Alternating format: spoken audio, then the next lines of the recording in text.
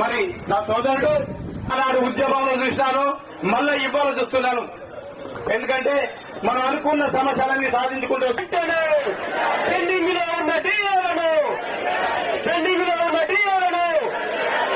రద్దు చేయాలి. సిపిఎస్ ని వెంటనే పునరుద్ధరించాలి. పాత పెన్షన్ విధానాన్ని యథాతథంగా పునరుద్ధరించాలి. పాత పెన్షన్ విధానం రాష్ట్ర వ్యాప్తంగా 33 జిల్లాల్లో ఏర్పడినాడు ఉద్యమంలో చూసినాను, మళ్ళా ఇవ్వాలో చూస్తున్నాను. ఎందుకంటే మనం అనుకున్న సమస్యలన్నీ సాధించుకుంటూ 300 మందిలో సార్ అప్పుడు ఏం చేసినట్టే అప్పుడు చేసిన బాబు ఇప్పుడు చేస్తాను రానని చెప్పిన అని తీసుకొచ్చిన మొత్తానికి కంప్యూటర్ బంద్ చేసి. ఏదేమైనప్పటికీ మరి ప్రభుత్వం రాకముందుకు చెప్పినటువంటి అమలు చేయవలసిన అంశాలనే మనం అడుగుతాను, వేరే కాదు. ఇవాళ పోయిన ప్రభుత్వం మనల్ని ముంచిపోయింది.